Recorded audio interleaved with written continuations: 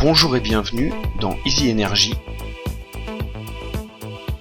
Nous allons voir aujourd'hui comment gérer les bibliothèques. Nous sommes ici sur la page d'accueil et nous avons un onglet qui s'appelle tout simplement Ouvrir les bibliothèques.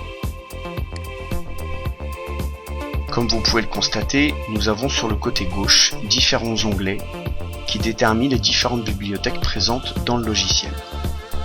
Il faut savoir que chaque onglet, chaque valeur présente dans les onglets peut être modifiée ou bien vous pouvez rajouter des valeurs dans chacun de ces onglets.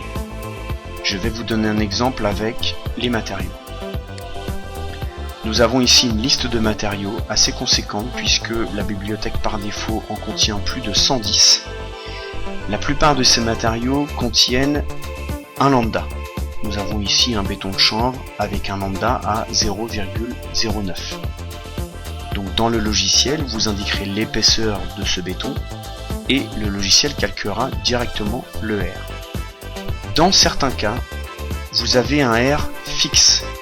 Par exemple, un bloc béton de 20 cm, autrement dit un parpaing, aura un R fixe, un R par défaut de 0,2.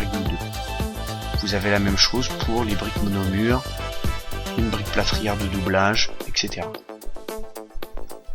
Si dans cette liste déroulante, vous n'arrivez pas à trouver le matériau que vous souhaitez mettre dans vos évaluations. Par exemple, au niveau des laines de verre ici, j'ai une laine de verre récente qualité extra avec un lambda à 0,03, ce qui est le top de ce qu'on peut trouver aujourd'hui en laine de verre.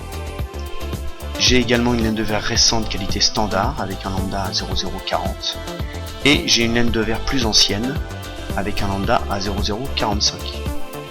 Si vous avez l'habitude de travailler avec une laine de verre en GR35 ou GR32 et que vous voulez la rajouter dans la bibliothèque, deux solutions se présentent à vous.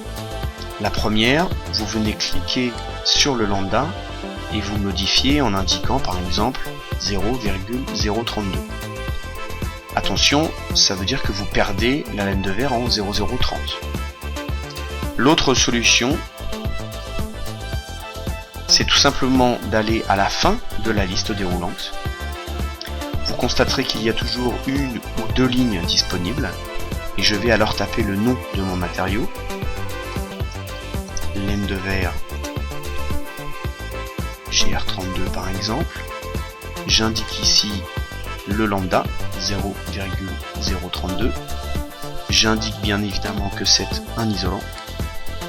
Et en validant et en revenant ensuite dans la bibliothèque, je vais trouver que mon isolant que j'ai rajouté est venu se ranger par ordre alphabétique. Voilà, il est ici, laine de verre GR32. Bien évidemment, vous pouvez à tout moment effacer l'isolant que vous venez de créer grâce à la croix rouge sur le côté.